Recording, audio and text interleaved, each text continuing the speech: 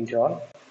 இன்னைக்கு கிளாஸில் என்ன பார்க்க போகிறோம் அப்படின்னா சிம்பிள், காம்பவுண்ட், காம்ப்ளெக்ஸ்னால் என்னென்னு பார்க்க போகிறோம். சிம்பிள் சென்டென்ஸ் அப்படின்னா எப்படி இருக்கும் அப்படின்னா, ஒரு சிம்பிள் சென்டென்ஸில் ஒரு சப்ஜெக்ட் அண்ட் ப்ரெடிகேட் வந்து கொடுக்கப்பட்டிருக்கும். அதை பிரித்து பார்த்தீங்க அப்படின்னா ஒரு இண்டிபெண்டன்ட் கிளாஸ் வந்து இருக்கும்.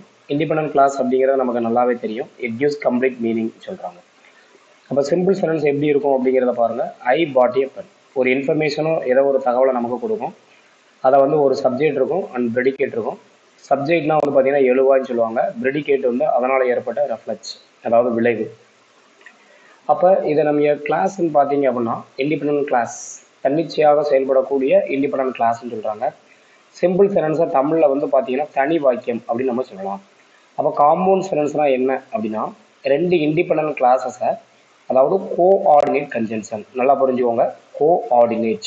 கோஆர்டினேட் அப்படின்னா இது என்ன பண்ணால் ரெண்டு தனித்தனியாக இருக்கக்கூடிய இண்டிபெண்டன்ட் கிளாஸஸை இந்த கோஆர்டினேட் கன்ஜங்ஷனால் நம்ம வந்து ஜாயின் பண்ணுறத காம்பவுண்ட் சென்டென்ஸ்னு சொல்கிறோம்.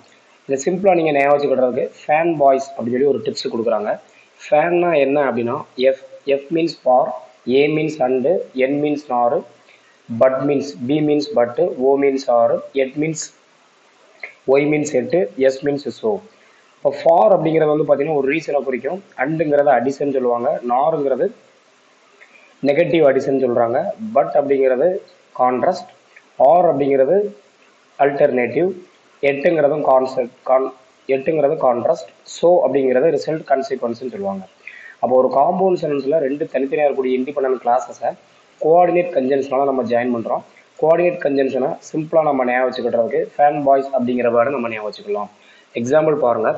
He is a poor but he was honest. அவன் ஒரு ஏழையாக இருந்தான், பட் ஆனால். அப்போ கான்ட்ராஸ்ட், அவன் ஏழையாக இருந்தான் ஆனால் வந்து எப்படி இருந்தானா நேர்மையானவனாக இருந்தான். அப்போ இந்த மாதிரி வந்து ஒன்றுக்கொன்று முரணாக இருக்கக்கூடிய ரெண்டு இண்டிபெண்டன்ட் கிளாஸஸை வந்து பார்த்தீங்கன்னா பட்டுங்கிற கான்ட்ராஸ்ட் கன்ஜங்ஷன் வந்து நமக்கு இணைச்சிருக்கிறோம். அடுத்து காம்ப்ளெக்ஸ் சென்டென்ஸ்னால் எப்படி இருக்கும் அப்படிங்கிறத பாருங்கள். காம்ப்ளெக்ஸ் சென்டென்ஸில் ஒரு independent clause, two or more dependent clauses வந்து கொடுத்துருப்பாங்க. இதில் வந்து சப்பார்டினேட் கன்ஜங்ஷன், என்ன கன்ஜங்ஷன்? சப்பார்டினேட் கன்ஜங்ஷனால சென்டென்ஸ் இணைச்சிருப்பாங்க. என்னென்ன சப்பார்டினேட் கன்ஜங்ஷன் இங்கிலீஷில் இருக்குன்னா when, while, after, before, as soon as since. இதை நம்ம என்ன சொல்கிறோம் அப்படின்னா சப்பார்டினேட் கன்ஜங்ஷன் சொல்கிறோம். இது என்ன பண்ணுது அப்படின்னா டைமை வந்து குறிக்கும். பிஃபோர் யூ லீவ் ப்ளீஸ் ஸ்விட்ச் ஆஃப்னு சொல்கிறாங்க. அப்போ சப்பார்டினேட் கன்ஜங்ஷன் வந்து காம்ப்ளெக்ஸ் சென்டென்ஸில் நம்ம யூஸ் பண்ணுவோம். அடுத்து அதில் இருக்கக்கூடிய கன்ஜங்ஷன் பாருங்கள். So that, in order that அப்படிங்கிறத வந்து பார்த்தீங்க அப்படின்னா பர்பஸை குறிக்குது. இந்த காரணத்தினால இது நடந்துச்சு. I locked my room so that you can enter. I locked my room so that you can't enter.